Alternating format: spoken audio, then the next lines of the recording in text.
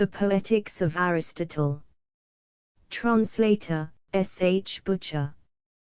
Chapter I propose to treat of poetry in itself and of its various kinds, noting the essential quality of each, to inquire into the structure of the plot as requisite to a good poem, into the number and nature of the parts of which a poem is composed, and similarly into whatever else falls within the same inquiry.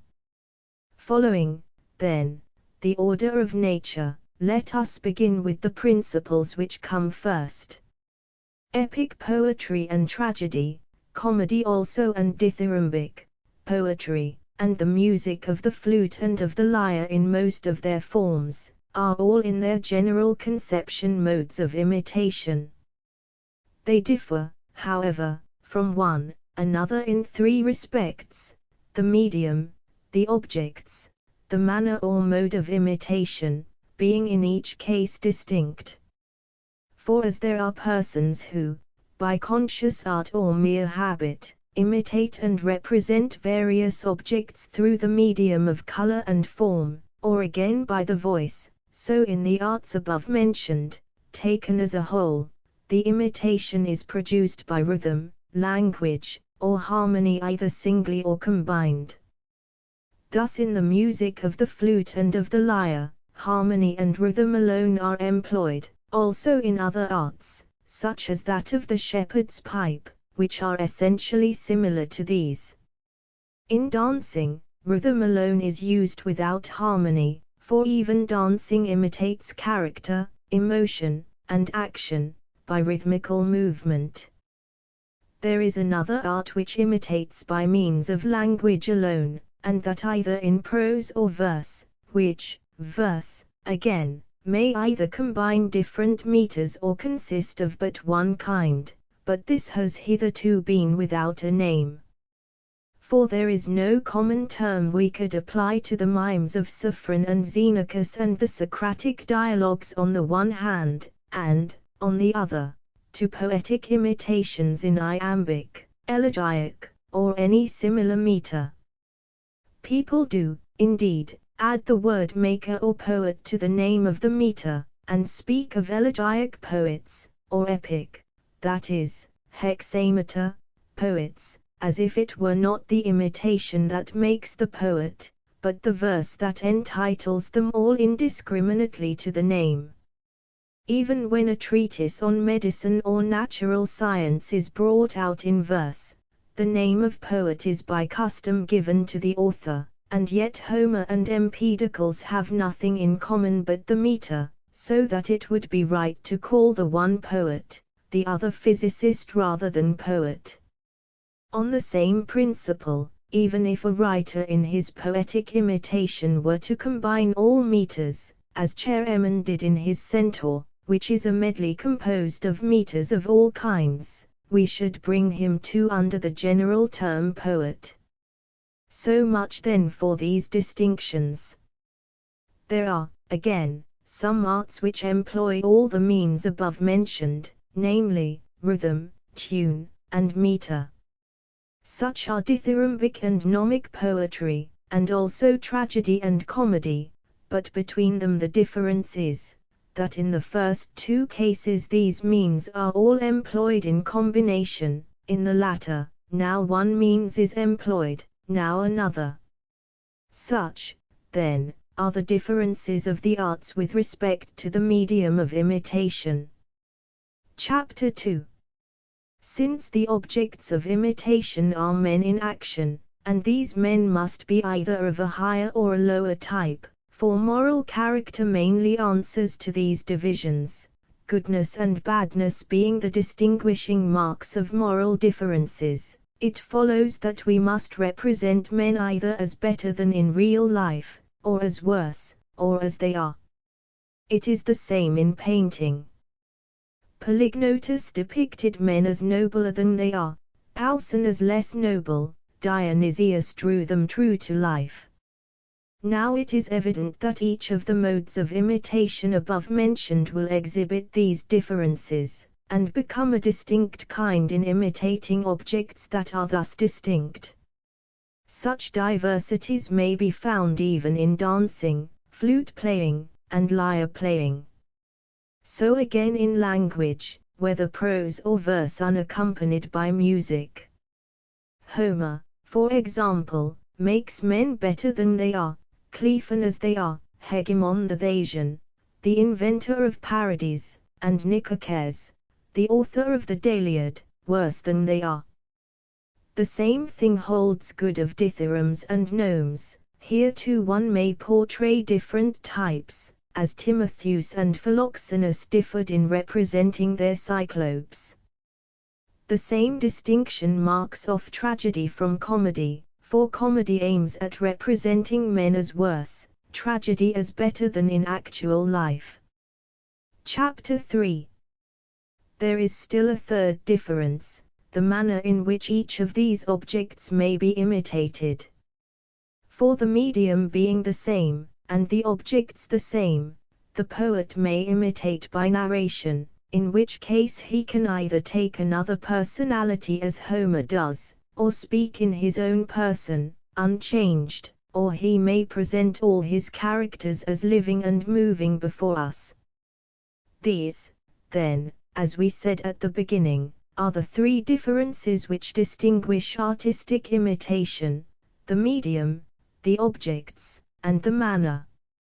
So that from one point of view, Sophocles is an imitator of the same kind as Homer, for both imitate higher types of character; from another point of view, of the same kind as Aristophanes, for both imitate persons acting and doing. Hence, some say, the name of drama is given to such poems, as representing action. For the same reason the Dorians claim the invention both of tragedy and comedy.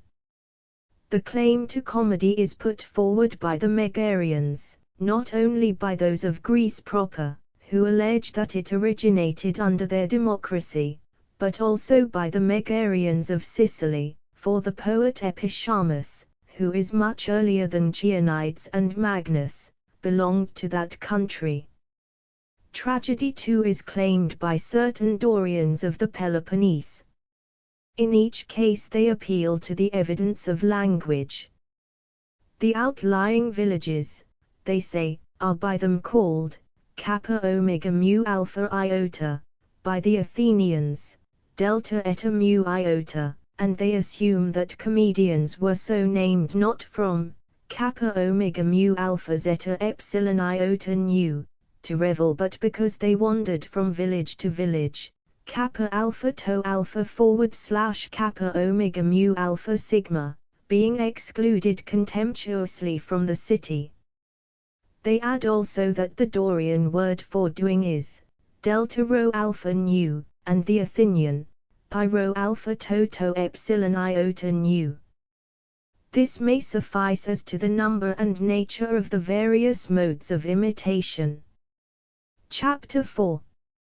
Poetry in general seems to have sprung from two causes, each of them lying deep in our nature. First, the instinct of imitation is implanted in man from childhood, one difference between him and other animals being that he is the most imitative of living creatures, and through imitation learns his earliest lessons, and no less universal is the pleasure felt in things imitated. We have evidence of this in the facts of experience. Objects which in themselves we view with pain, we delight to contemplate when reproduced with minute fidelity, such as the forms of the most ignoble animals and of dead bodies. The cause of this again is, that to learn gives the liveliest pleasure, not only to philosophers but to men in general, whose capacity, however, of learning is more limited. Thus the reason why men enjoy seeing a likeness is, that in contemplating it they find themselves learning or inferring, and saying perhaps, "Ah, that is he." For if you happen not to have seen the original, the pleasure will be due not to the imitation as such, but to the execution, the coloring, or some such other cause. Imitation, then, is one instinct of our nature. Next, there is the instinct for harmony and rhythm, meters being manifestly sections of rhythm. Persons, therefore, starting with this natural gift developed by degrees their special aptitudes, till their rude improvisations gave birth to poetry. Poetry now diverged in two directions, according to the individual character of the writers. The graver spirits imitated noble actions, and the actions of good men. The more trivial sort imitated the actions of meaner persons, at first composing satires, as the former did hymns to the gods and the praises of famous men. A poem of the satirical kind cannot indeed be put down to any author earlier than Homer, though many such writers probably there were. But from Homer onward, instances can be cited, his own Margites, for example, and other similar compositions. The appropriate meter was also here introduced, hence the measure is still called the iambic or lampooning measure, being that in which people lampooned one another. Thus the older poets were distinguished as writers of heroic or of lampooning verse. As, in the serious style, Homer is preeminent among poets, for he alone combined dramatic form with excellence of imitation, so he too first laid down the main lines of comedy, by dramatizing the ludicrous instead of writing personal satire. His Margites bears the same relation to comedy that the Iliad and Odyssey do to tragedy. But when tragedy and comedy came to light, the two classes of poets still followed their natural bent. The lampooners became writers of comedy, and the epic poets were succeeded by tragedians, since the drama was a larger and higher form of art. Whether tragedy has as yet perfected its proper types or not, and whether it is to be judged in itself, or in relation also to the audience, this raises another question. Be that as it may, tragedy, as also comedy, was at first mere improvisation. The one originated with the authors of the dithyram, the other with those of the phallic songs, which are still in use in many of our cities. Tragedy advanced by slow degrees, each new element that showed itself was in turn developed. Having passed through many changes, it found its natural form, and there it stopped. Aeschylus first introduced a second actor, he diminished the importance of the chorus, and assigned the leading part to the dialogue. Sophocles raised the number of actors to 3, and added scene painting. Moreover, it was not till late that the short plot was discarded for one of greater compass, and the grotesque diction of the earlier satiric form for the stately manner of tragedy. The iambic measure then replaced the trochaic tetrameter, which was originally employed when the poetry was of the satiric order, and had greater affinities with dancing. Once dialogue had come in, nature herself discovered the appropriate measure.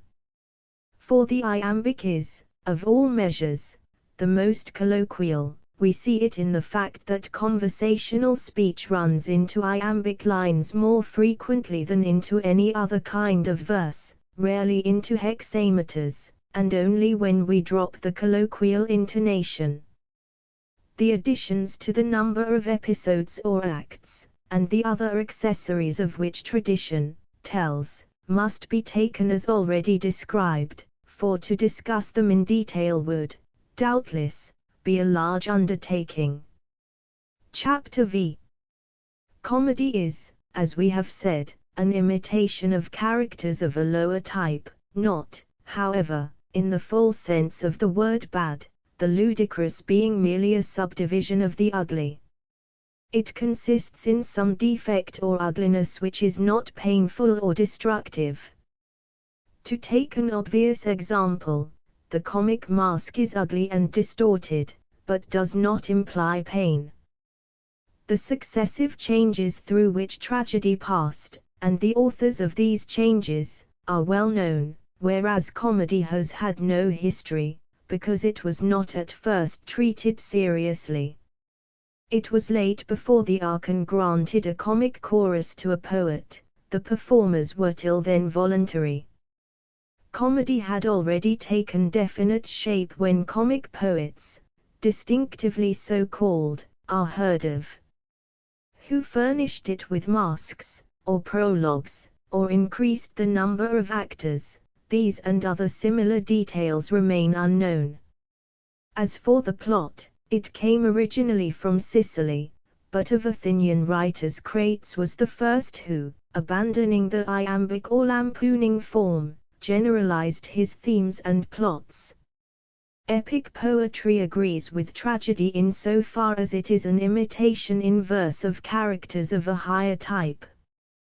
They differ, in that epic poetry admits but one kind of meter, and is narrative in form. They differ, again, in their length, for tragedy endeavors, as far as possible, to confine itself to a single revolution of the sun, or but slightly to exceed this limit, whereas the epic action has no limits of time. This, then, is a second point of difference, though at first the same freedom was admitted in tragedy as in epic poetry.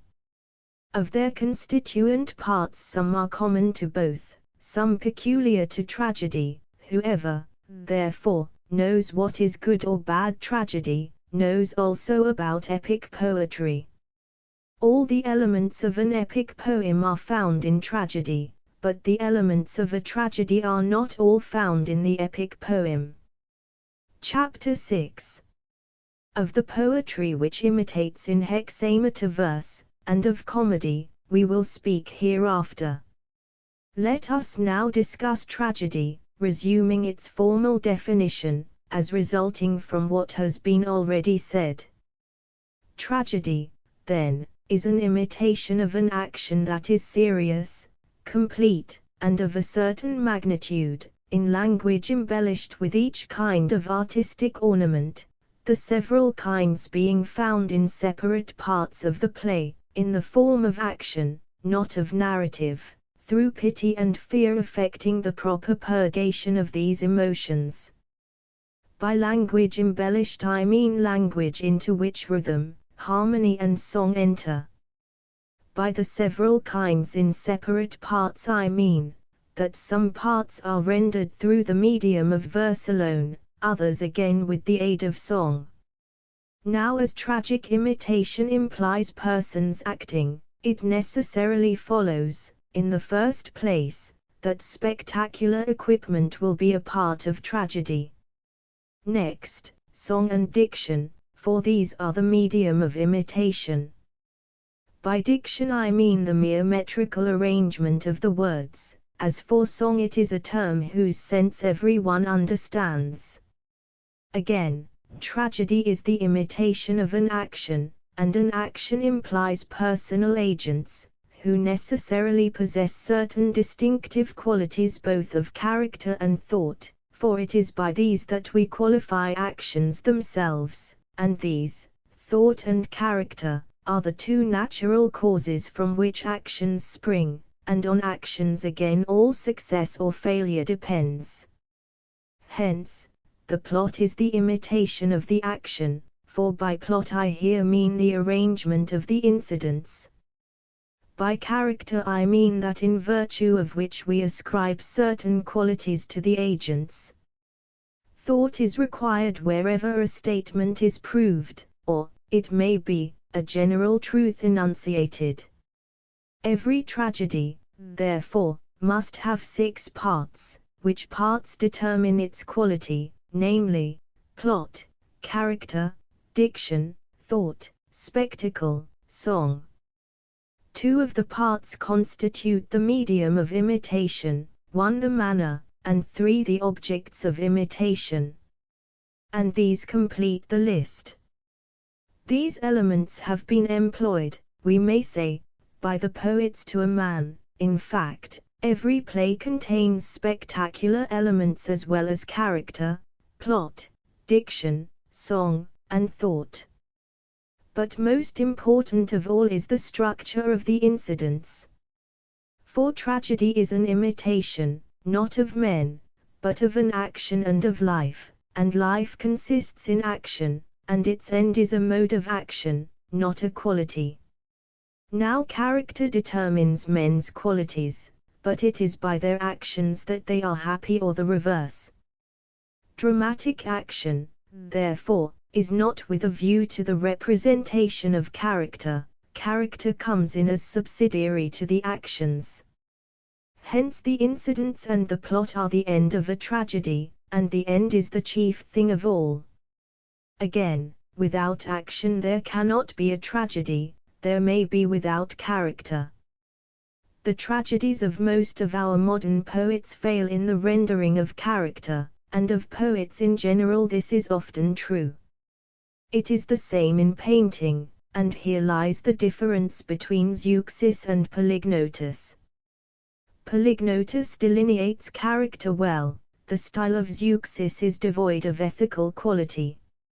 Again, if you string together a set of speeches expressive of character, and well finished in point of diction and thought, you will not produce the essential tragic effect nearly so well as with a play which, however deficient in these respects, yet has a plot and artistically constructed incidents. Besides which, the most powerful elements of emotional interest in tragedy, peripetia or reversal of the situation, and recognition scenes, are parts of the plot. A further proof is, that novices in the art attain to finish, of diction and precision of portraiture before they can construct the plot. It is the same with almost all the early poets. The plot, then, is the first principle, and, as it were, the soul of a tragedy. Character holds the second place. A similar fact is seen in painting. The most beautiful colors, laid on confusedly, will not give as much pleasure as the chalk outline of a portrait. Thus tragedy is the imitation of an action, and of the agents mainly with a view to the action. Third in order is thought, that is, the faculty of saying what is possible and pertinent in given circumstances. In the case of oratory, this is the function of the political art and of the art of rhetoric, and so indeed the older poets make their characters speak the language of civic life, the poets of our time, the language of the rhetoricians. Character is that which reveals moral purpose, showing what kind of things a man chooses or avoids.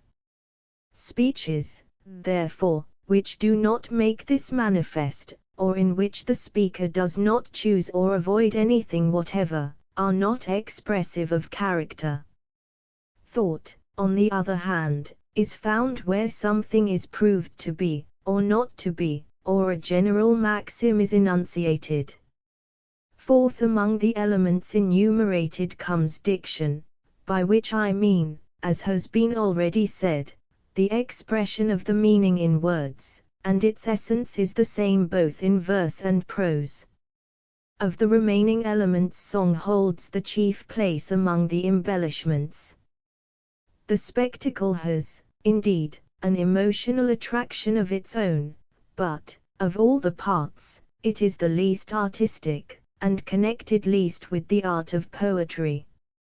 For the power of tragedy, we may be sure, is felt even apart from representation and actors. Besides, the production of spectacular effects depends more on the art of the stage machinist than on that of the poet. Chapter 7. These principles being established, let us now discuss the proper structure of the plot, since this is the first and most important thing in tragedy. Now, according to our definition, tragedy is an imitation of an action that is complete, and whole, and of a certain magnitude, for there may be a whole that is wanting in magnitude. A whole is that which has a beginning, a middle, and an end. A beginning is that which does not itself follow anything by causal necessity, but after which something naturally is or comes to be. An end, on the contrary, is that which itself naturally follows some other thing, either by necessity, or as a rule, but has nothing following it. A middle is that which follows something as some other thing follows it. A well-constructed plot, therefore, must neither begin nor end at haphazard, but conform to these principles.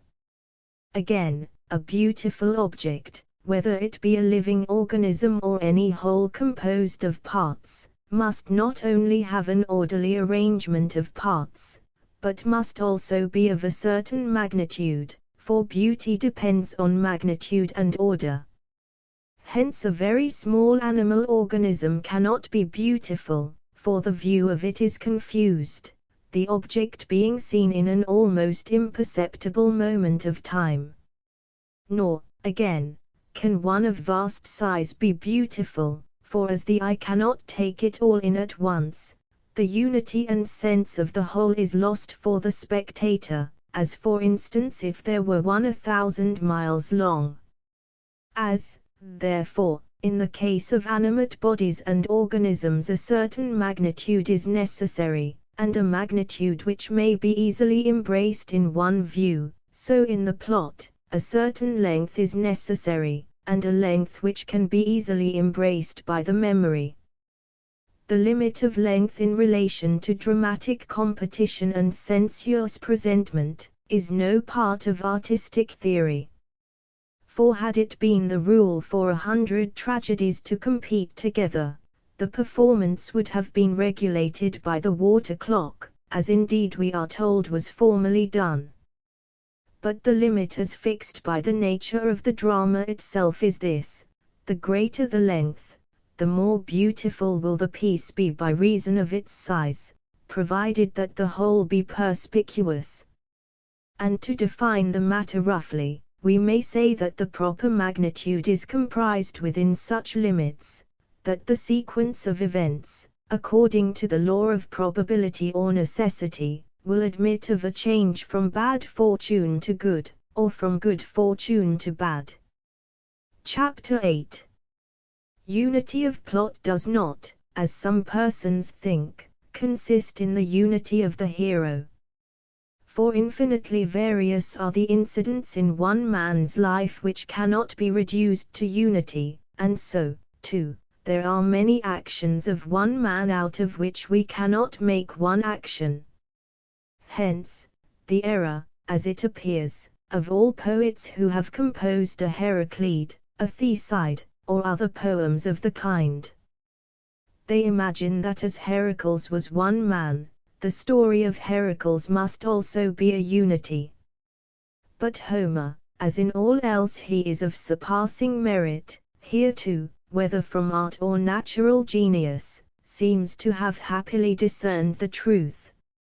In composing the Odyssey he did not include all the adventures of Odysseus, such as his wound on Parnassus, or his feigned madness at the mustering of the host, incidents between which there was no necessary or probable connection, but he made the Odyssey, and likewise the Iliad, to centre round an action that in our sense of the word is one.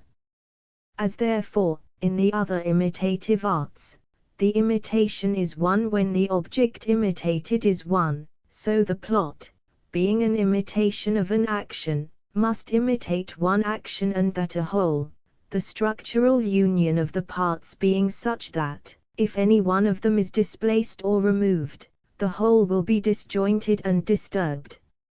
For a thing whose presence or absence makes no visible difference, is not an organic part of the whole. Chapter 9.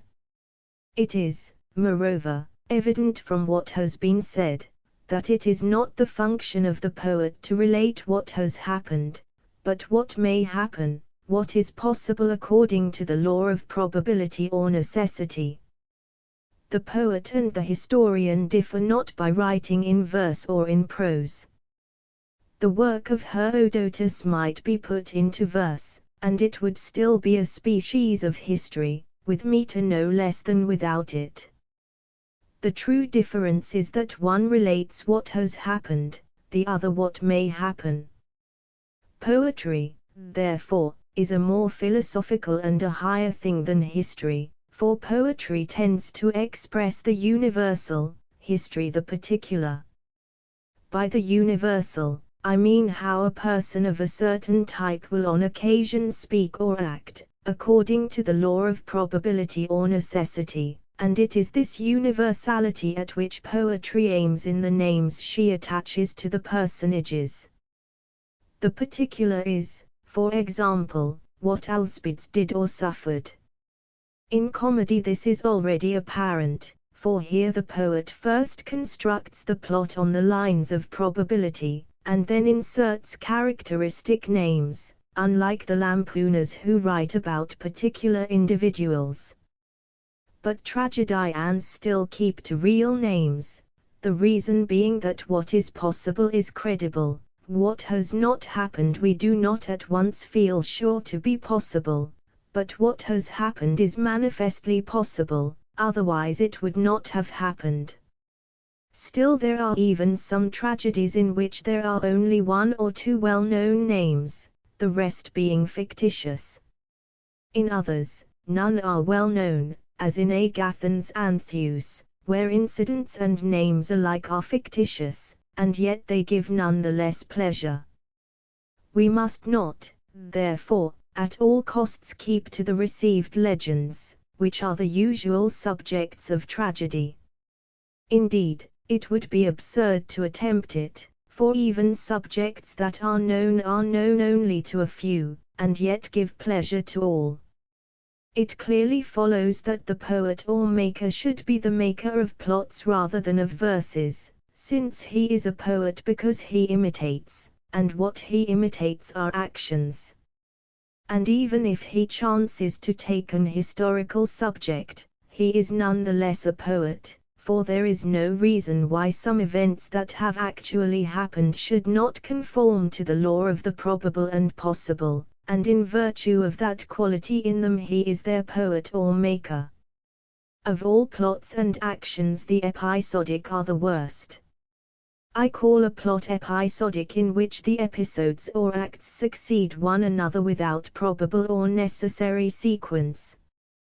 Bad poets compose such pieces by their own fault, good poets, to please the players, for, as they write show pieces for competition, they stretch the plot beyond its capacity, and are often forced to break the natural continuity. But again, tragedy is an imitation not only of a complete action, but of events inspiring fear or pity.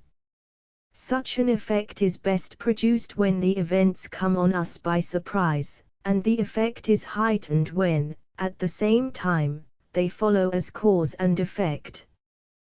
The tragic wonder will thus be greater than if they happened of themselves or by accident, for even coincidences are most striking when they have an air of design. We may instance the statue of Mimesis at Argos, which fell upon his murderer while he was a spectator at a festival, and killed him. Such events seem not to be due to mere chance.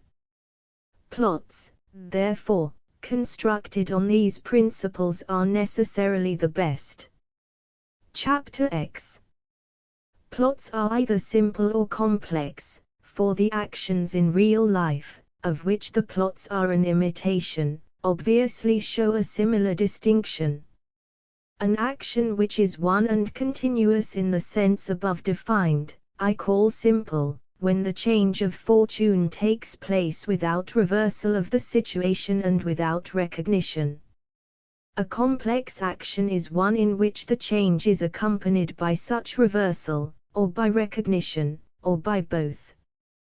These last should arise from the internal structure of the plot, so that what follows should be the necessary or probable result of the preceding action.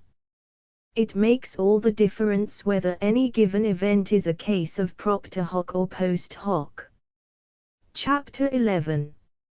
Reversal of the situation is a change by which the action veers round to its opposite, subject always to our rule of probability or necessity. Thus in the Oedipus, the messenger comes to cheer Oedipus and free him from his alarms about his mother, but by revealing who he is, he produces the opposite effect. Again in the Lynceus is being led away to his death, and Danaus goes with him, meaning, to slay him, but the outcome of the preceding incidents is that Danaus is killed and Lynceus saved. Recognition, as the name indicates, is a change from ignorance to knowledge, producing love or hate between the persons destined by the poet for good or bad fortune. The best form of recognition is coincident with a reversal of the situation, as in the Oedipus. There are indeed other forms. Even inanimate things of the most trivial kind may in a sense be objects of recognition. Again, we may recognize or discover whether a person has done a thing or not. But the recognition which is most intimately connected with the plot and action is, as we have said, the recognition of persons. This recognition, combined with reversal, will produce either pity or fear, and actions producing these effects are those which, by our definition, tragedy represents. Moreover, it is upon such situations that the issues of good or bad fortune will depend. Recognition, then, being between persons, it may happen that one person only is recognized by the other when the latter is already known, or it may be necessary that the recognition should be on both sides. Thus Iphigenia is revealed to Orestes by the sending of the letter, but another act of recognition is required to make Orestes known to Iphigenia. Two parts, then, of the plot, reversal of the situation and recognition, turn upon surprises. A third part is the scene of suffering. The scene of suffering is a destructive or painful action, such as death on the stage, bodily agony, wounds and the like. Chapter 12. The parts of tragedy which must be treated as elements of the whole have been already mentioned. We now come to the quantitative parts, and the separate parts into which tragedy is divided, namely, prologue, episode, exode, choric song, this last being divided into parade and stasimon. These are common to all plays, peculiar to some other songs of actors from the stage and the convoy. The prologue is that entire part of a tragedy which precedes the parade of the chorus. The episode is that entire part of a tragedy which is between complete choric songs. The exode is that entire part of a tragedy which has no choric song after it. Of the choric part, the parade is the first undivided utterance of the chorus. The stasimon is a choric ode without anapaests or trochaic tetrameters. The chomos is a joint lamentation of chorus and actors. The parts of tragedy which must be treated as elements of the whole have been already mentioned. The quantitative parts, the separate parts into which it is divided, are here enumerated. Chapter 13. As the sequel to what has already been said, we must proceed to consider what the poet should aim at, and what he should avoid, in constructing his plots, and by what means the specific effect of tragedy will be produced. A perfect tragedy should, as we have seen, be arranged not on the simple but on the complex plan. It should, moreover, imitate actions which excite pity and fear, this being the distinctive mark of tragic imitation. It follows plainly, in the first place, that the change of fortune presented must not be the spectacle of a virtuous man brought from prosperity to adversity, for this moves neither pity nor fear, it merely shocks us. Nor, again, that of a bad man passing from adversity to prosperity, for nothing can be more alien to the spirit of tragedy. It possesses no single tragic quality, it neither satisfies the moral sense nor calls forth pity or fear. Nor, again, should the downfall of the utter villain be exhibited. A plot of this kind would, doubtless, satisfy the moral sense, but it would inspire neither pity nor fear, for pity is aroused by unmerited misfortune, fear by the misfortune of a man like ourselves. Such an event, therefore, will be neither pitiful nor terrible. There remains, then, the character between these two extremes, that of a man who is not eminently good and just yet whose misfortune is brought about not by vice or depravity, but by some error or frailty. He must be one who is highly renowned and prosperous, a personage like Oedipus, Thyestes, or other illustrious men of such families. A well-constructed plot should, therefore, be single in its issue, rather than double as some maintain. The change of fortune should be not from bad to good, but, reversely, from good to bad. It should come about as the result not of vice, but of some great error or frailty, in a character either such as we have described, or better rather than worse. The practice of the stage bears out our view. At first the poets recounted any legend that came in their way. Now, the best tragedies are founded on the story of a few houses, on the fortunes of Alcmaeon, Oedipus, Orestes, Meleager, Thyestes, Telephus, and those others who have done or suffered something terrible. A tragedy, then, to be perfect according to the rules of art should be of this construction. Hence they are in error who censure Euripides just because he follows this principle in his plays, many of which end unhappily. It is, as we have said, the right ending. The best proof is that on the stage and in dramatic competition, such plays, if well worked out, are the most tragic in effect, and Euripides, faulty though he may be in the general management of his subject, yet is felt to be the most tragic of the poets. In the second rank comes the kind of tragedy which some place first. Like the Odyssey, it has a double thread of plot, and also an opposite catastrophe for the good and for the bad. It is accounted the best because of the weakness of the spectators, for the poet is guided in what he writes by the wishes of his audience. The pleasure, however, thence derived is not the true tragic pleasure. It is proper rather to comedy, where those who, in the piece, are the deadliest enemies, like Orestes and Aegisthus, quit the stage as friends at the close, and no one slays or is slain. Chapter 14. Fear and pity may be aroused by spectacular means, but they may also result from the inner structure of the piece, which is the better way, and indicates a superior poet. For the plot ought to be so constructed that, even without the aid of the eye, he who hears the tale told will thrill with horror and melt to pity at what takes place. This is the impression we should receive from hearing the story of the Oedipus. But to produce this effect by the mere spectacle is a less artistic method, and dependent on extraneous aids.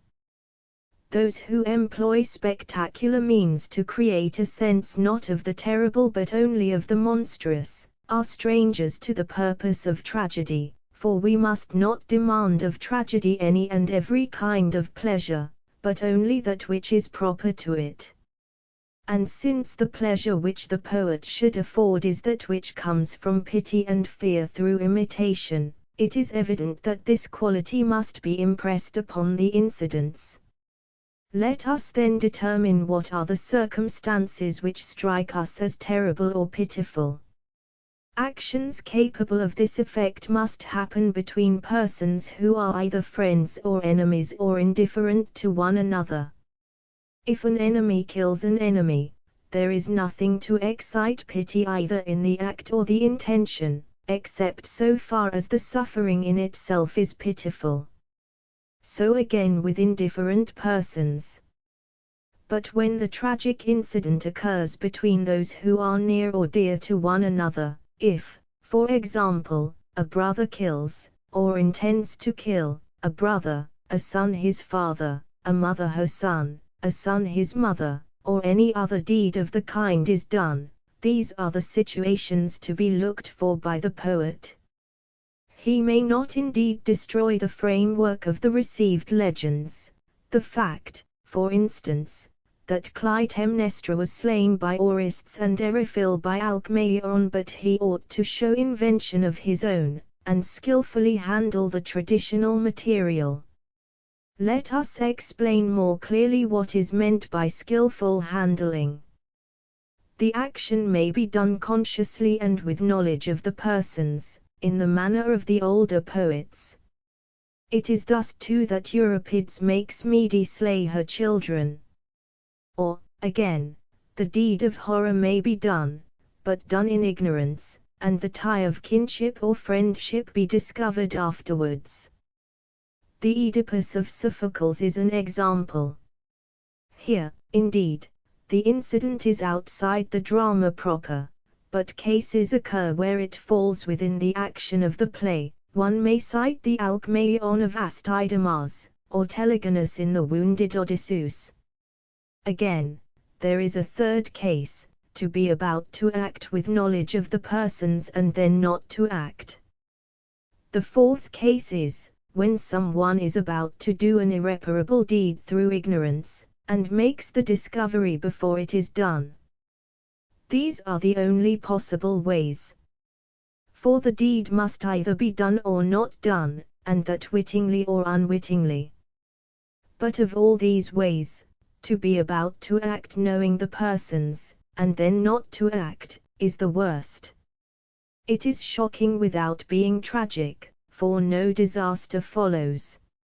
It is, therefore, never, or very rarely, found in poetry. One instance, however, is in the Antigone, where Haemon threatens to kill Creon.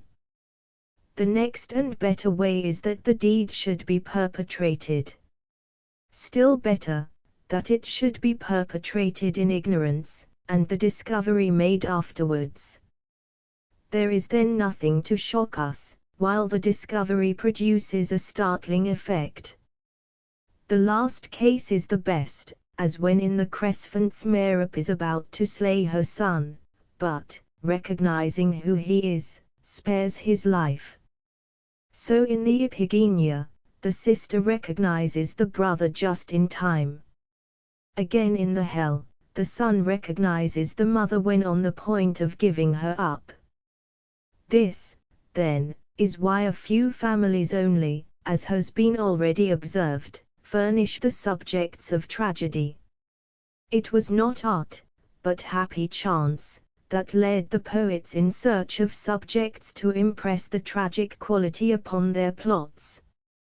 They are compelled, therefore, to have recourse to those houses whose history contains moving incidents like these. Enough has now been said concerning the structure of the incidents, and the right kind of plot. Chapter 15. In respect of character there are 4 things to be aimed at. First, and most important, it must be good. Now any speech or action that manifests moral purpose of any kind will be expressive of character. The character will be good if the purpose is good. This rule is relative to each class. Even a woman may be good, and also a slave, though the woman may be said to be an inferior being, and the slave quite worthless. The second thing to aim at is propriety. There is a type of manly valor, but valor in a woman, or unscrupulous cleverness, is inappropriate. Thirdly, character must be true to life, for this is a distinct thing from goodness and propriety, as here described.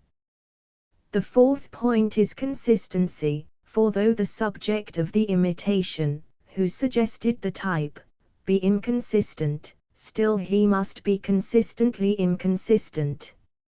As an example of motiveless degradation of character, we have men laws in the aurists, of character indecorous and inappropriate, the lament of Odysseus in the Scylla, and the speech of Melanippe, of inconsistency, the Iphigenia at Orles, for Iphigenia the suppliant in no way resembles her later self. As in the structure of the plot, so too in the portraiture of character, the poet should always aim either at the necessary or the probable. Thus a person of a given character should speak or act in a given way, by the rule either of necessity or of probability, just as this event should follow that by necessary or probable sequence.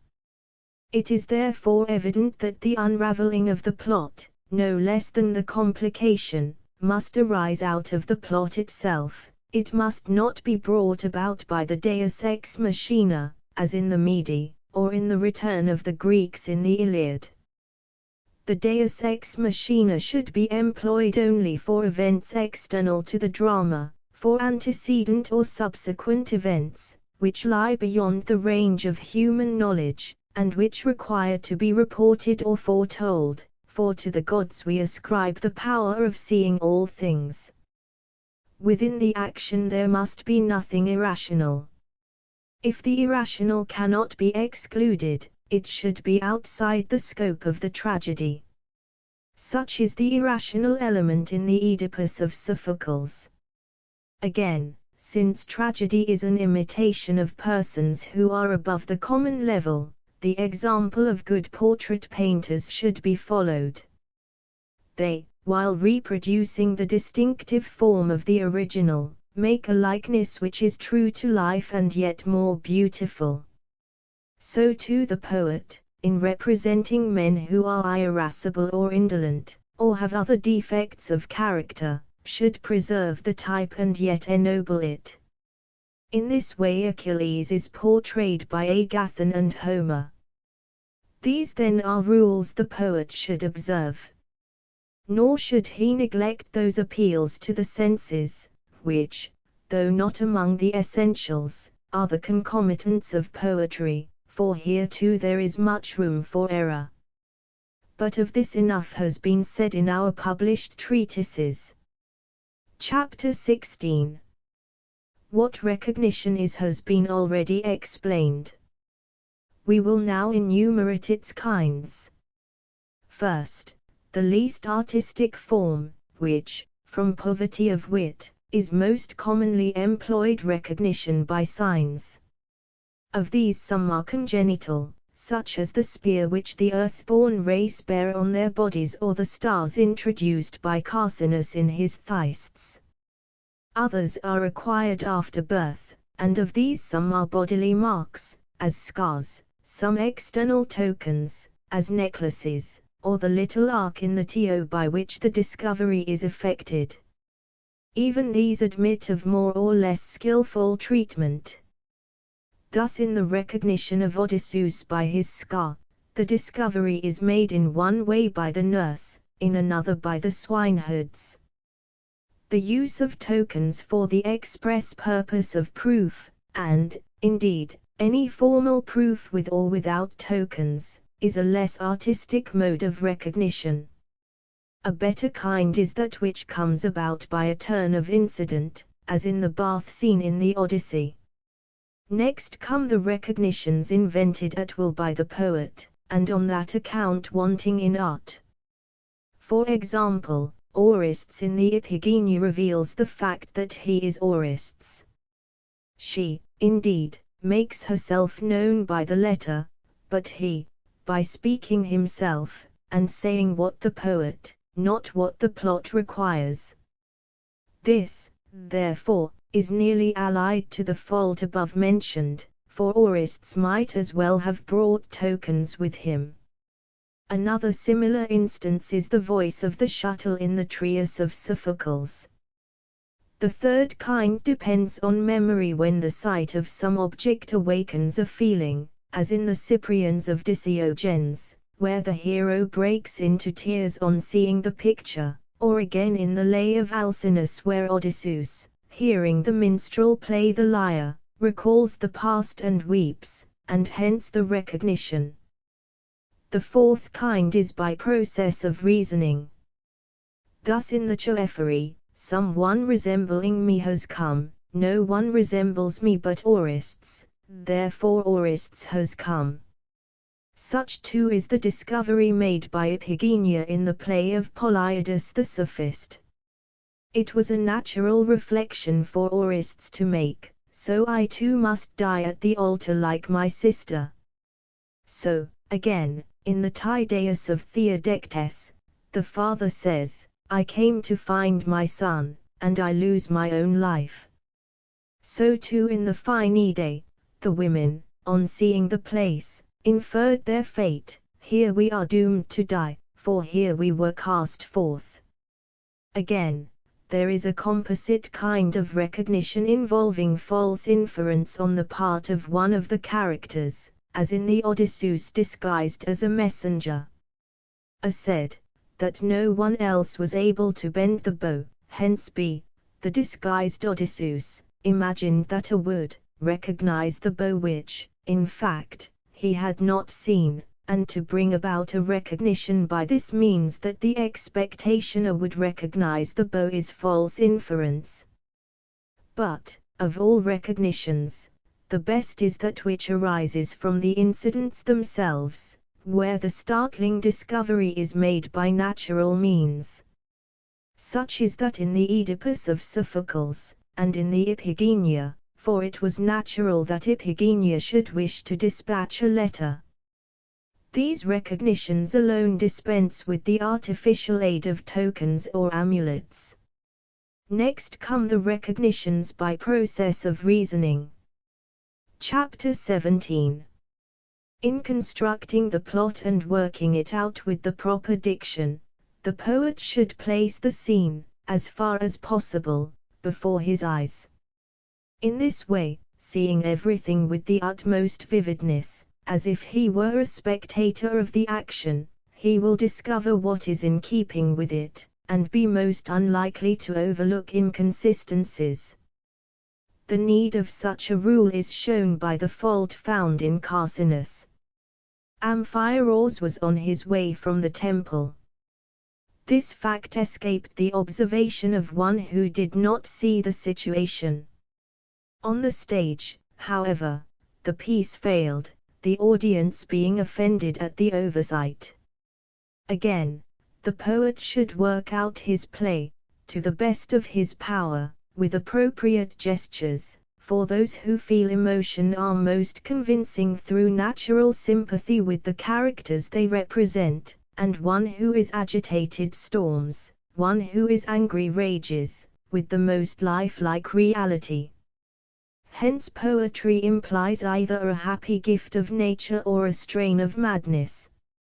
In the one case a man can take the mold of any character, in the other, he is lifted out of his proper self. As for the story, whether the poet takes it ready-made or constructs it for himself, he should first sketch its general outline, and then fill in the episodes and amplify in detail. The general plan may be illustrated by the Iphigenia. A young girl is sacrificed, she disappears mysteriously from the eyes of those who sacrificed her, she is transported to another country, where the custom is to offer up all strangers to the goddess. To this ministry she is appointed. Some time later her own brother chances to arrive. The fact that the oracle for some reason ordered him to go there, is outside the general plan of the play. The purpose, again, of his coming is outside the action proper. However, he comes, he is seized, and, when on the point of being sacrificed, reveals who he is. The mode of recognition may be either that of Euripides or of Polyidus, in whose play he exclaims very naturally, "So it was not my sister only, but I too, who was doomed to be sacrificed," and by that remark he is saved. After this, the names being once given, it remains to fill in the episodes. We must see that they are relevant to the action. In the case of Orestes, for example, there is the madness which led to his capture, and his deliverance by means of the purificatory rite.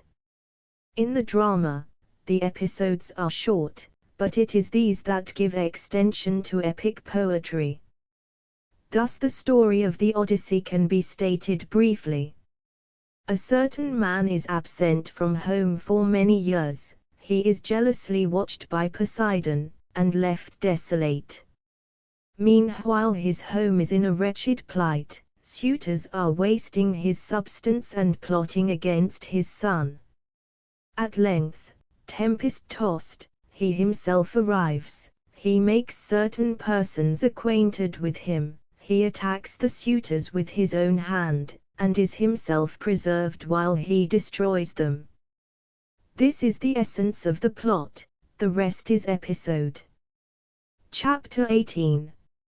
Every tragedy falls into two parts, complication and unraveling or denouement. Incidents extraneous to the action are frequently combined with a portion of the action proper, to form the complication, the rest is the unraveling. By the complication I mean all that extends from the beginning of the action to the part which marks the turning point to good or bad fortune. The unraveling is that which extends from the beginning of the change to the end. Thus, in the Linsus of Theodectes, the complication consists of the incidents presupposed in the drama, the seizure of the child, and then again, the unraveling extends from the accusation of murder to the end. There are four kinds of tragedy: the complex, depending entirely on reversal of the situation and recognition; the pathetic, where the motive is passion, such as the tragedies on Ajax and Ixion; the ethical, where the motives are ethical, such as the Theatids and the Pelus. The fourth kind is the simple. We here exclude the purely spectacular element, exemplified by the Phsides, the Prometheus, and scenes laid in Hades. The poet should endeavor, if possible, to combine all poetic elements, or failing that, the greatest number and those the most important, the more so, in face of the cavilling criticism of the day. For whereas there have hitherto been good poets, each in his own branch, the critics now expect one man to surpass all others in their several lines of excellence. In speaking of a tragedy as the same or different, the best test to take is the plot. Identity exists where the complication and unraveling are the same. Many poets tie the knot well, but unravel it ill. Both arts, however, should always be mastered.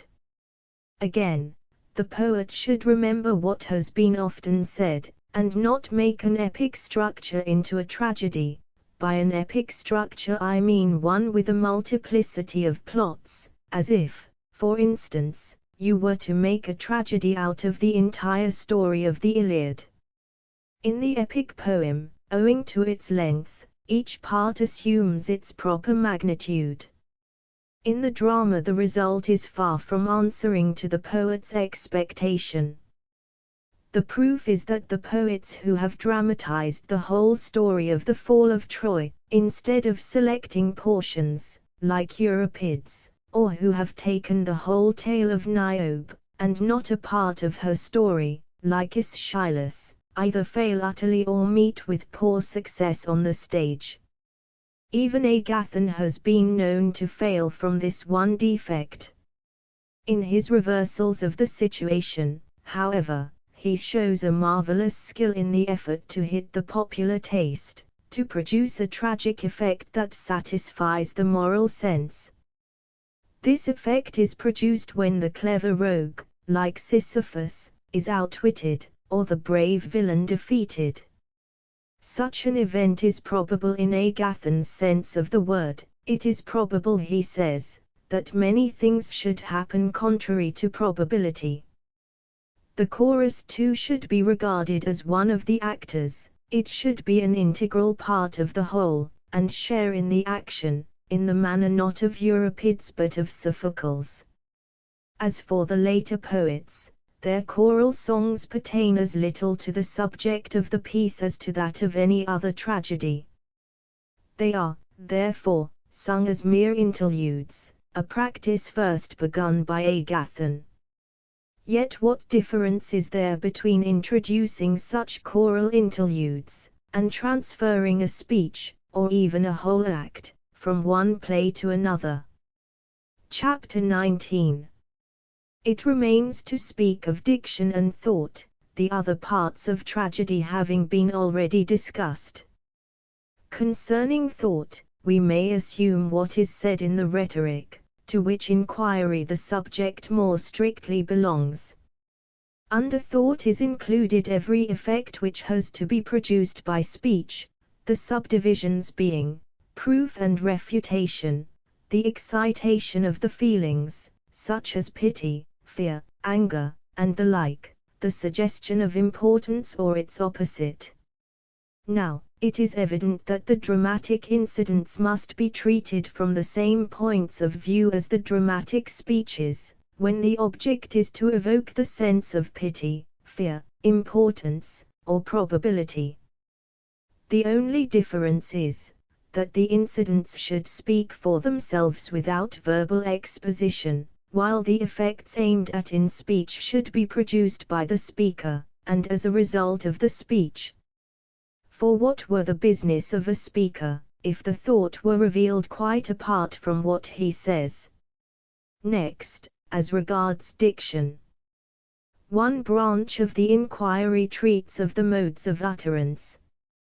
But this province of knowledge belongs to the art of delivery and to the masters of that science. It includes, for instance, what is a command, a prayer, a statement, a threat, a question, an answer, and so forth. To know or not to know these things involves no serious censure upon the poet's art. For who can admit the fault imputed to Homer by Protagoras, that in the words, "Sing, goddess," of the wrath he gives a command under the idea that he utters a prayer? For to tell someone to do a thing or not to do it is, he says, a command. We may, therefore, pass this over as an inquiry that belongs to another art, not to poetry. Chapter XX. Language in general includes the following parts: letter, syllable, connecting word, noun, verb, inflection or case, sentence or phrase. A letter is an indivisible sound, yet not every such sound, but only one which can form part of a group of sounds. For even brutes utter indivisible sounds, none of which I call a letter. The sound I mean may be either a vowel, a semivowel, or a mute. A vowel is that which without impact of tongue or lip has an audible sound. A semivowel, that which with such impact has an audible sound, as s and r. A mute, that which with such impact has by itself no sound, but joined to a vowel sound becomes audible, as g and d.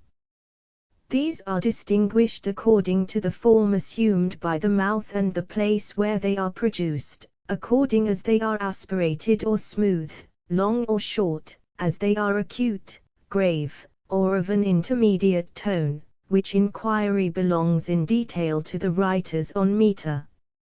A syllable is a non-significant sound, composed of a mute and a vowel, for gr without a is a syllable, as also with a, gra. But the investigation of these differences belongs also to metrical science. A connecting word is a non-significant sound, which neither causes nor hinders the union of many sounds into one significant sound. It may be placed at either end or in the middle of a sentence.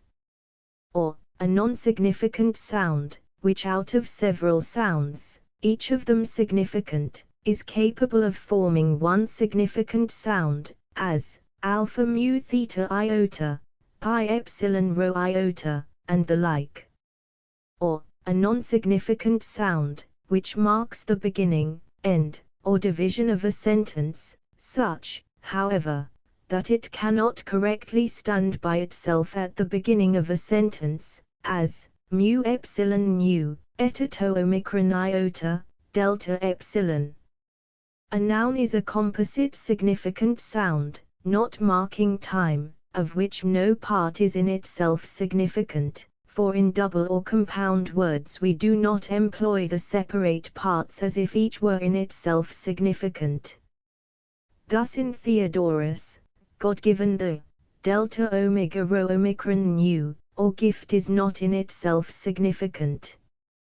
A verb is a composite significant sound, marking time, in which, as in the noun, no part is in itself significant. For man or white does not express the idea of when, but he walks or he has walked does connote time, present or past. Inflection belongs both to the noun and verb, and expresses either the relation of to or the like, or that of number, whether one or many, as man or men, or the modes or tones in actual delivery, for example a question or a command. Did he go, and go are verbal inflections of this kind.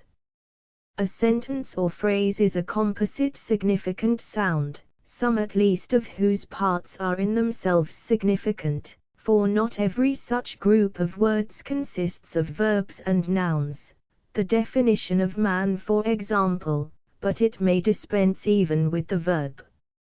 Still it will always have some significant part, as in walking or clean son of clean. A sentence or phrase may form a unity in two ways, either as signifying one thing, or as consisting of several parts linked together. Thus the Iliad is won by the linking together of parts, the definition of man by the unity of the thing signified. Chapter XXI. Words are of two kinds, simple and double. By simple I mean those composed of non-significant elements, such as gamma eta. By double or compound, those composed either of a significant and non-significant element, though within the whole word no element is significant, or of elements that are both significant. A word may likewise be triple, quadruple, or multiple in form, like so many Massilian expressions, for example Hermokeikos Anthus who prayed to Father Zeus. Every word is either current, or strange, or metaphorical, or ornamental, or newly coined, or lengthened, or contracted, or altered. By a current or proper word I mean one which is in general use among a people, by a strange word, one which is in use in another country. Plainly, therefore, the same word may be at once strange and current, but not in relation to the same people. The word, sigma iota gamma upsilon nu omicron nu, lance is to the Cyprians a current term but to us a strange one. Metaphor is the application of an alien name by transference either from genus to species, or from species to genus, or from species to species, or by analogy, that is, proportion. Thus from genus to species, as, there lies my ship, for lying at anchor is a species of lying. From species to genus, as, verily 10,000 noble deeds Odysseus wrought, for 10,000 is a species of large number, and is here used for a large number generally. From species to species, as, with blade of bronze drew away the life and cleft the water with the vessel of unyielding bronze. Here, alpha rho upsilon rho alpha iota, to draw away is used for to alpha mu epsilon iota nu, to cleave, and to alpha mu epsilon iota nu, again for alpha rho upsilon alpha iota, each being a species of taking away. Analogy or proportion is when the second term is to the first as the fourth to the third. We may then use the fourth for the second, or the second for the fourth. Sometimes too we qualify the metaphor by adding the term to which the proper word is relative. Thus the cup is to Dionysius as the shield to us. The cup may, therefore, be called the shield of Dionysius and the shield the cup of us. Or, again, as old age is to life, so is evening to day. Evening may therefore be called the old age of the day, and old age, the evening of life, or, in the phrase of Empedocles, life's setting sun. For some of the terms of the proportion there is at times no word in existence, still the metaphor may be used. For instance, to scatter seed is called sowing, but the action of the sun in scattering his rays is nameless. Still this process bears to the sun the same relation as sowing to the seed. Hence the expression of the poet sowing the God-created light. There is another way in which this kind of metaphor may be employed. We may apply an alien term, and then deny of that term one of its proper attributes, as if we were to call the shield, not the cup of us but the wineless cup. An ornamental word. A newly coined word is one which has never been even in local use, but is adopted by the poet himself. Some such words there appear to be, as epsilon rho nu upsilon gamma epsilon sigma, sprouters for kappa epsilon rho alpha to alpha, horns, and alpha rho eta to eta rho, supplicator for iota epsilon rho epsilon upsilon sigma, priest. A word is lengthened when its own vowel is exchanged for a longer one, or when a syllable is inserted. A word is contracted when some part of it is removed.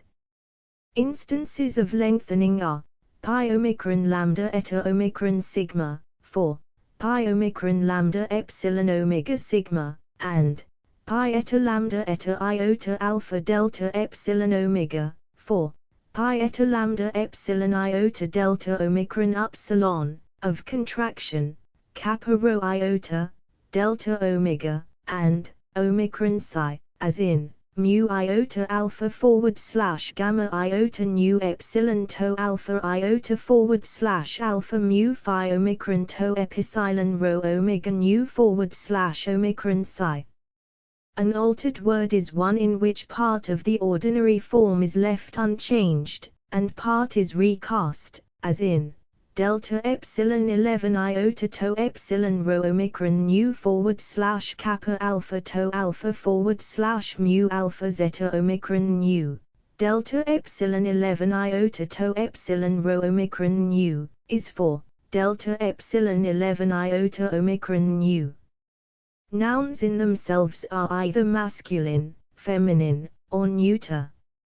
Masculine are such as end in nu, rho, sigma, or in some letter compounded with sigma, these being 2 and 11.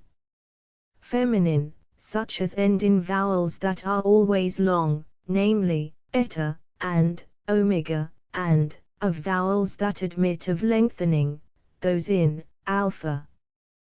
Thus the number of letters in which nouns masculine and feminine end is the same, for psi and 11 are equivalent to endings in sigma. No noun ends in a mute or a vowel short by nature. 3 only end in iota, mu eta lambda iota, kappa omicron mu iota, pi epsilon rho iota. 5 end in upsilon. Neuter nouns end in these two latter vowels, also in new and sigma. Chapter XXII. The perfection of style is to be clear without being mean. The clearest style is that which uses only current or proper words, at the same time it is mean, witness the poetry of Clephon and of Sthenelus. That diction, on the other hand, is lofty and raised above the commonplace which employs unusual words. By unusual, I mean strange, or rare, words, metaphorical, lengthened, anything, in short, that differs from the normal idiom. Yet a style wholly composed of such words is either a riddle or a jargon, a riddle, if it consists of metaphors, a jargon, if it consists of strange, or rare, words. For the essence of a riddle is to express true facts under impossible combinations. Now this cannot be done by any arrangement of ordinary words, but by the use of metaphor it can. Such is the riddle: a man I saw who on another man had glued the bronze by aid of fire, and others of the same kind. A diction that is made up of strange, or rare, terms is a jargon. A certain infusion, therefore, of these elements is necessary to style, for the strange, or rare, word, the metaphorical, the ornamental, and the other kinds above mentioned, will raise it above the commonplace and mean, while the use of proper words will make it perspicuous. But nothing contributes more to produce a clearness of diction that is remote from commonness than the lengthening, contraction, and alteration of words. For by deviating in exceptional cases from the normal idiom, the language will gain distinction, while, at the same time, the partial conformity with usage will give perspicuity. The critics, therefore, are in error who censure these licenses of speech, and hold the author up to ridicule. Thus Euclides, the elder, declared that it would be an easy matter to be a poet if you might lengthen syllables at will. He caricatured the practice in the very form of his diction, as in the verse, epsilon pi iota chi alpha rho eta nu / epsilon iota delta omicron nu / mu alpha rho alpha theta omega nu alpha delta epsilon / beta alpha delta iota zeta omicron nu to alpha, or omicron upsilon kappa / alpha nu / gamma / epsilon rho alpha mu epsilon nu omicron sigma / to omicron nu / epsilon kappa epsilon iota nu omicron upsilon / epsilon lambda epsilon beta omicron rho omicron nu. To employ such license at all obtrusively is, no doubt, grotesque. But in any mode of poetic diction there must be moderation. Even metaphors, strange, or rare, words, or any similar forms of speech, would produce the like effect if used without propriety and with the express purpose of being ludicrous. How great a difference is made by the appropriate use of lengthening, may be seen in epic poetry by the insertion of ordinary forms in the verse. So, again, if we take a strange, or rare, word, a metaphor, or any similar mode of expression, and replace it by the current or proper term, the truth of our observation will be manifest. For example, Aeschylus and Euripides each composed the same iambic line. But the alteration of a single word by Euripides, who employed the rarer term instead of the ordinary one, makes one verse appear beautiful and the other trivial. Aeschylus in his Philoctetes says, phi alpha gamma epsilon delta alpha iota nu alpha / delta / eta / mu omicron upsilon / sigma alpha rho kappa alpha sigma / epsilon rho theta iota epsilon iota / pi omicron delta omicron sigma. Euripides substitutes theta omicron iota nu alpha to alpha iota, feasts on 4, epsilon sigma theta iota epsilon iota, feeds on.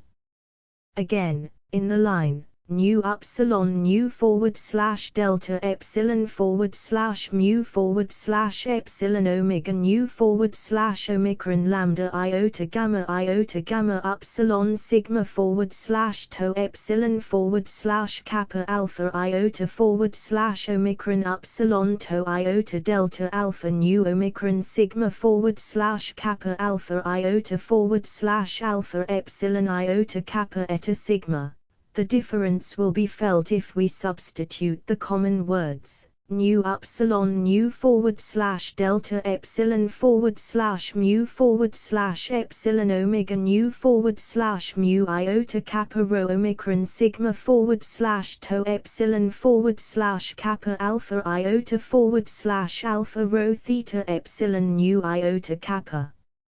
Omicron sigma / kappa alpha iota / alpha epsilon iota delta gamma sigma. Or, if for the line, delta iota phi rho omicron nu / alpha epsilon iota kappa epsilon lambda iota omicron nu / kappa alpha to alpha theta epsilon iota sigma / omicron lambda iota gamma eta nu / to epsilon / to rho alpha pi epsilon iota sigma / omicron lambda iota gamma eta nu / to epsilon / to rho alpha pi epsilon zeta alpha nu, we read, delta iota phi rho omicron nu / mu omicron chi theta eta rho omicron nu / kappa alpha to alpha theta epsilon iota sigma / mu iota kappa rho alpha nu / to epsilon / to rho alpha pi epsilon zeta alpha nu. Or, 4. Eta iota omicron nu epsilon sigma / beta omicron omega rho iota nu, eta iota omicron nu epsilon sigma kappa rho alpha zeta omicron upsilon rho iota nu.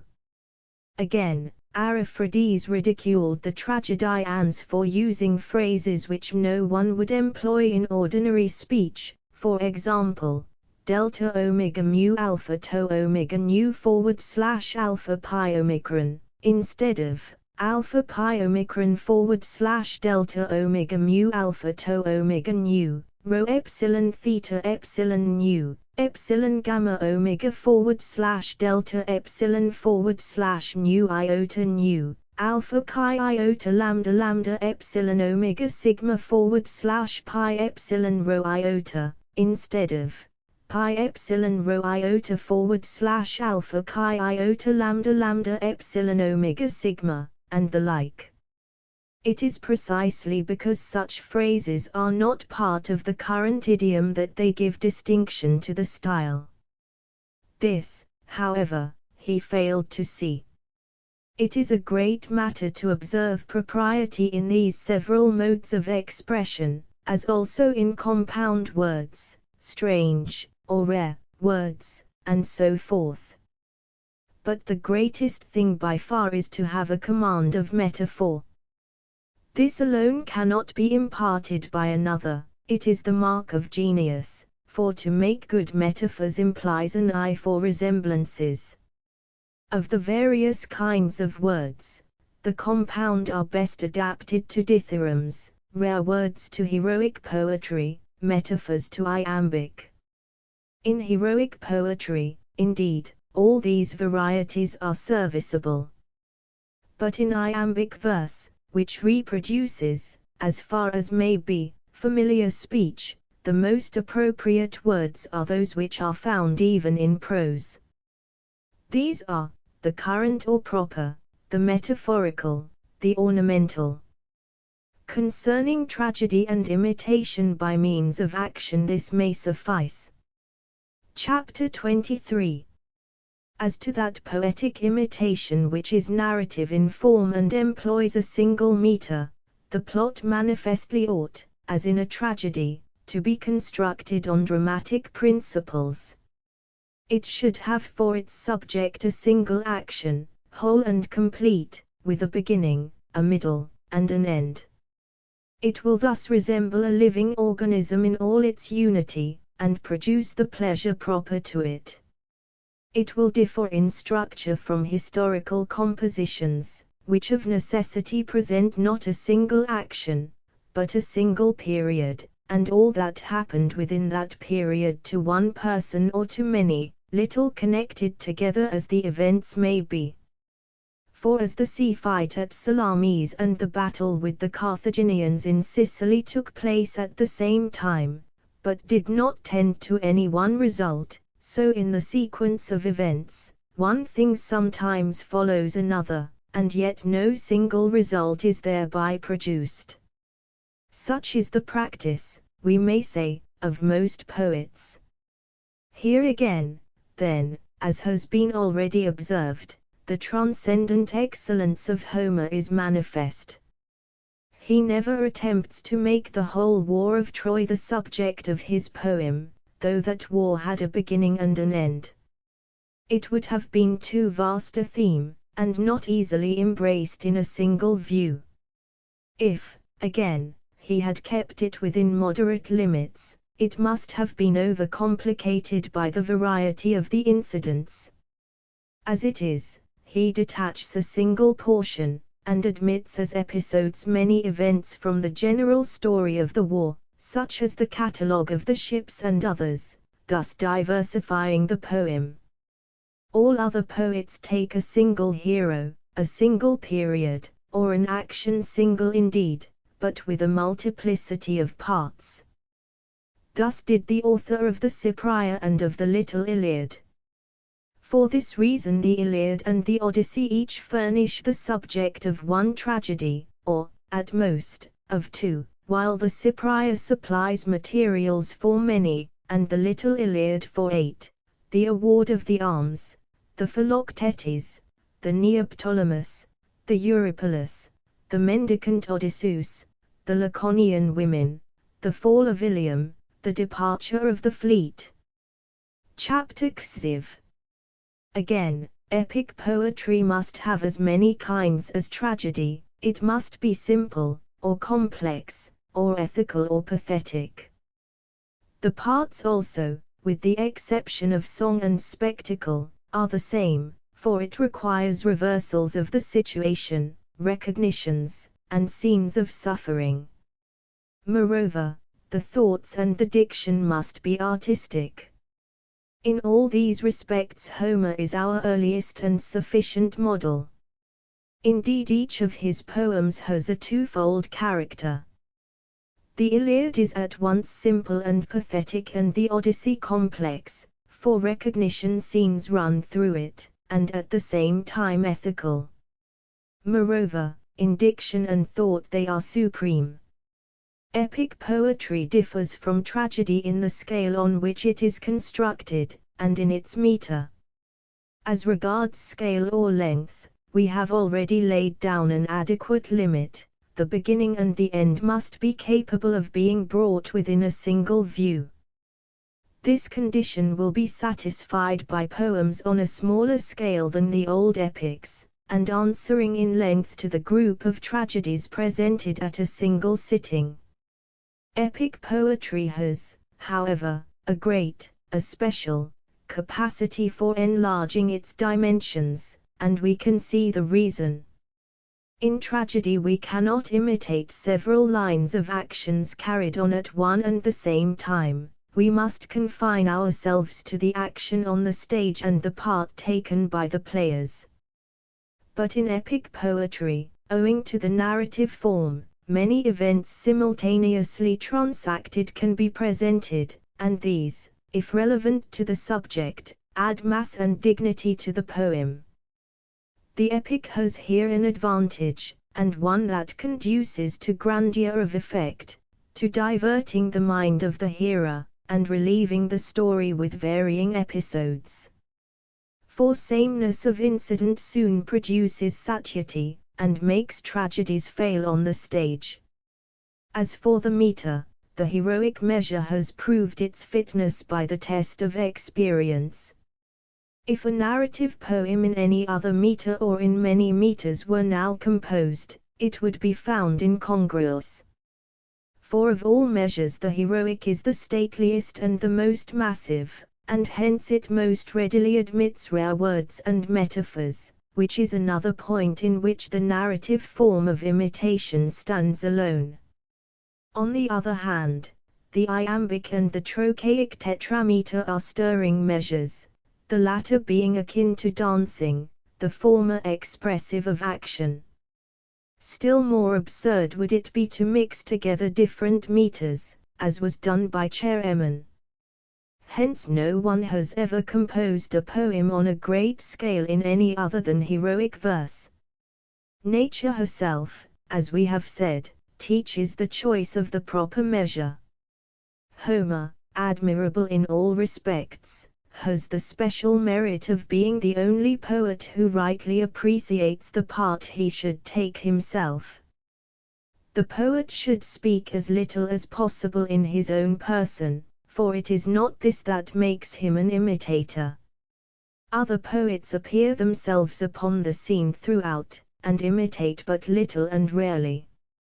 Homer, after a few prefatory words, at once brings in a man, or woman, or other personage, none of them wanting in characteristic qualities, but each with a character of his own. The element of the wonderful is required in tragedy. The irrational, on which the wonderful depends for its chief effects, has wider scope in epic poetry, because there the person acting is not seen. Thus, the pursuit of Hector would be ludicrous if placed upon the stage, the Greeks standing still and not joining in the pursuit, and Achilles waving them back. But in the epic poem the absurdity passes unnoticed. Now the wonderful is pleasing, as may be inferred from the fact that every one tells a story with some addition of his own, knowing that his hearers like it. It is Homer who has chiefly taught other poets the art of telling lies skillfully. The secret of it lies in a fallacy, for, assuming that if one thing is or becomes, a second is or becomes, men imagine that, if the second is, the first likewise is or becomes. But this is a false inference. Hence, where the first thing is untrue, it is quite unnecessary, provided the second be true, to add that the first is or has become. For the mind, knowing the second to be true, falsely infers the truth of the first. There is an example of this in the bath scene of the Odyssey. Accordingly, the poet should prefer probable impossibilities to improbable possibilities. The tragic plot must not be composed of irrational parts. Everything irrational should, if possible, be excluded, or, at all events, it should lie outside the action of the play, as, in the Oedipus, the hero's ignorance as to the manner of Laius' death, not within the drama, as in the Electra, the messenger's account of the Pythian games, or, as in the Mysians, the man who has come from Tesia to Mysia and is still speechless. The plea that otherwise the plot would have been ruined, is ridiculous. Such a plot should not in the first instance be constructed. But once the irrational has been introduced and an air of likelihood imparted to it, we must accept it in spite of the absurdity. Take even the irrational incidents in the Odyssey, where Odysseus is left upon the shore of Ithaca. How intolerable even these might have been would be apparent if an inferior poet were to treat the subject. As it is, the absurdity is veiled by the poetic charm with which the poet invests it. The diction should be elaborated in the pauses of the action, where there is no expression of character or thought. For, conversely, character and thought are merely obscured by a diction that is over-brilliant. Chapter XXV. With respect to critical difficulties and their solutions, the number and nature of the sources from which they may be drawn may be thus exhibited. The poet, being an imitator, like a painter or any other artist, must of necessity imitate one of three objects: things as they were or are, things as they are said or thought to be, or things as they ought to be. The vehicle of expression is language, either current terms or, it may be, rare words or metaphors. There are also many modifications of language, which we concede to the poets. Add to this, that the standard of correctness is not the same in poetry and politics, any more than in poetry and any other art. Within the art of poetry itself there are two kinds of faults, those which touch its essence, and those which are accidental. If a poet has chosen to imitate something, but has imitated it incorrectly, through want of capacity, the error is inherent in the poetry. But if the failure is due to a wrong choice, if he has represented a horse as throwing out both his off legs at once, or introduced technical inaccuracies in medicine, for example, or in any other art, the error is not essential to the poetry. These are the points of view from which we should consider and answer the objections raised by the critics. First, as to matters which concern the poet's own art. If he describes the impossible, he is guilty of an error, but the error may be justified, if the end of the art be thereby attained, the end being that already mentioned, if, that is, the effect of this or any other part of the poem is thus rendered more striking. A case in point is the pursuit of Hector. If, however, the end might have been as well, or better, attained without violating the special rules of the poetic art, the error is not justified, for every kind of error should, if possible, be avoided. Again, does the error touch the essentials of the poetic art, or some accident of it? For example, not to know that a hind has no horns is a less serious matter than to paint it inartistically. Further, if it be objected that the description is not true to fact, the poet may perhaps reply, but the objects are as they ought to be, just as Sophocles said that he drew men as they ought to be, Euripides, as they are. In this way the objection may be met. If, however, the representation be of neither kind, the poet may answer, this is how men say the thing is. This applies to tales about the gods. It may well be that these stories are not higher than fact nor yet true to fact, they are, very possibly, what Xenophanes says of them. But anyhow, this is what is said. Again, a description may be no better than the fact, still, it was the fact, as in the passage about the arms, upright upon their butt ends stood the spears. This was the custom then, as it now is among the Illyrians. Again, in examining whether what has been said or done by someone is poetically right or not, we must not look merely to the particular act or saying, and ask whether it is poetically good or bad.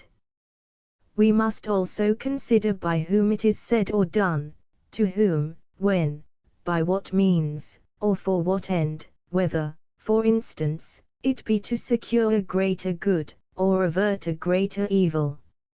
Other difficulties may be resolved by due regard to the usage of language.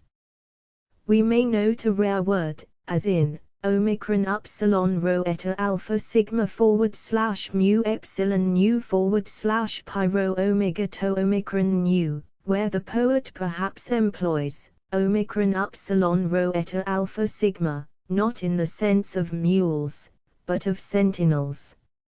So, again, of Dolon, ill-favored indeed he was to look upon. It is not meant that his body was ill-shaped, but that his face was ugly, for the Cretans use the word, epsilon upsilon epsilon iota delta epsilon sigma, well favored to denote a fair face. Again, zeta omega rho omicron to epsilon rho omicron nu / delta epsilon / kappa epsilon rho alpha iota epsilon. Mix the drink livelier does not mean mix it stronger as for hard drinkers, but mix it quicker. Sometimes an expression is metaphorical, as now all gods and men were sleeping through the night, while at the same time the poet says, often indeed as he turned his gaze to the Trojan plain, he marveled at the sound of flutes and pipes. All is here used metaphorically for many, all being a species of many. So in the verse, alone sheeth no part, omicron iota eta, alone is metaphorical, for the best known may be called the only one. Again, the solution may depend upon accent or breathing. Thus Hippias of Thasos solved the difficulties in the lines, delta iota delta omicron mu epsilon nu, delta iota delta omicron mu epsilon nu, delta epsilon / omicron iota, and to omicron / mu epsilon nu / omicron upsilon, kappa alpha to alpha pi upsilon theta epsilon to alpha iota / omicron mu beta rho omega. Or again, the question may be solved by punctuation, as in Empedocles, of a sudden things became mortal that before had learned to be immortal, and things unmixed before mixed. Or again, by ambiguity of meaning, as pi alpha rho omega chi eta kappa epsilon nu / delta epsilon / pi lambda epsilon omega / nu upsilon 11, where the word pi lambda epsilon omega is ambiguous. Or by the usage of language. Thus any mixed drink is called omicron iota nu omicron sigma, wine. Hence Ganymede is said to pour the wine to Zeus, though the gods do not drink wine. So too workers in iron are called chi alpha lambda kappa epsilon alpha sigma, or workers in bronze. This, however, may also be taken as a metaphor. Again, when a word seems to involve some inconsistency of meaning, we should consider how many senses it may bear in the particular passage. For example, there was stayed the spear of bronze, we should ask in how many ways we may take being checked there. The true mode of interpretation is the precise opposite of what Glaucon mentions. Critics, he says, jump at certain groundless conclusions. They pass adverse judgment and then proceed to reason on it, and, assuming that the poet has said whatever they happen to think, find fault if a thing is inconsistent with their own fancy. The question about Icarus has been treated in this fashion. The critics imagine he was a Lacedaemonian. They think it strange, therefore, that Telemachus should not have met him when he went to Lacedaemon. But the Cephalenian story may perhaps be the true one. They allege that Odysseus took a wife from among themselves, and that her father was Icadius, not Icarus. It is merely a mistake, then, that gives plausibility to the objection. In general, the impossible must be justified by reference to artistic requirements, or to the higher reality, or to received opinion. With respect to the requirements of art, a probable impossibility is to be preferred to a thing improbable and yet possible. Again, it may be impossible that there should be men such as Zeuxis painted. Yes, we say, but the impossible is the higher thing, for the ideal type must surpass the reality. To justify the irrational, we appeal to what is commonly said to be. In addition to which, we urge that the irrational sometimes does not violate reason, just as it is probable that a thing may happen contrary to probability. Things that sound contradictory should be examined by the same rules as in dialectical refutation, whether the same thing is meant, in the same relation, and in the same sense. We should therefore solve the question by reference to what the poet says himself, or to what is tacitly assumed by a person of intelligence. The element of the irrational, and, similarly, depravity of character, are justly censured when there is no inner necessity for introducing them. Such is the irrational element in the introduction of aduse by Euripides and the badness of men laws in the aurists. Thus, there are 5 sources from which critical objections are drawn. Things are censured either as impossible, or irrational, or morally hurtful, or contradictory, or contrary to artistic correctness. The answers should be sought under the 12 heads above mentioned. Chapter XXVI. The question may be raised whether the epic or tragic mode of imitation is the higher. If the more refined art is the higher, and the more refined in every case is that which appeals to the better sort of audience, the art which imitates anything and everything is manifestly most unrefined. The audience is supposed to be too dull to comprehend unless something of their own is thrown in by the performers, who therefore indulge in restless movements. Bad flute players twist and twirl, if they have to represent the quoit throw or hustle the corypheus when they perform the Scylla. Tragedy, it is said, has this same defect. We may compare the opinion that the older actors entertained of their successors. Meniscus used to call Caulepides ape on account of the extravagance of his action, and the same view was held of Pindarus. Tragic art, then, as a whole, stands to epic in the same relation as the younger to the elder actors. So we are told that epic poetry is addressed to a cultivated audience, who do not need gesture; tragedy, to an inferior public. Being then unrefined, it is evidently the lower of the two. Now, in the first place, this censure attaches not to the poetic but to the histrionic art, for gesticulation may be equally overdone in epic recitation, as by Sosistratus, or in lyrical competition, as by Nausithius the Opuntione.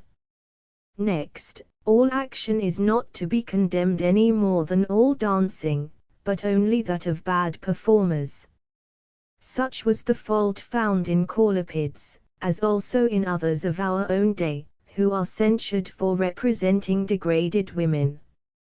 Again, tragedy, like epic poetry, produces its effect even without action. It reveals its power by mere reading. If, then, in all other respects it is superior, this fault, we say, is not inherent in it. And superior it is, because it has all the epic elements. It may even use the epic meter, with the music and spectacular effects as important accessories, and these produce the most vivid of pleasures. Further, it has vividness of impression in reading as well as in representation. Moreover, the art attains its end within narrower limits, for the concentrated effect is more pleasurable than one which is spread over a long time and so diluted. What, for example, would be the effect of the Oedipus of Sophocles, if it were cast into a form as long as the Iliad?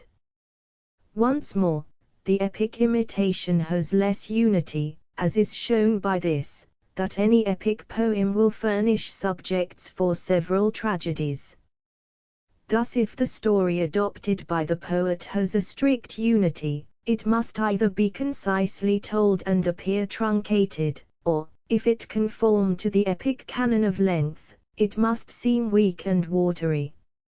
Such length implies some loss of unity, if, the poem is constructed out of several actions, like the Iliad and the Odyssey, which have many such parts, each with a certain magnitude of its own.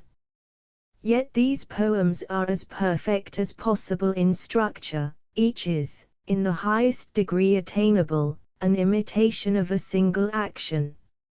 If, then, tragedy is superior to epic poetry in all these respects, and, moreover, fulfills its specific function better as an art, for each art ought to produce, not any chance pleasure, but the pleasure proper to it. As already stated, it plainly follows that tragedy is the higher art, as attaining its end more perfectly. Thus much may suffice concerning tragic and epic poetry in general, their several kinds and parts, with the number of each and their differences, the causes that make a poem good or bad, the objections of the critics and the answers to these objections.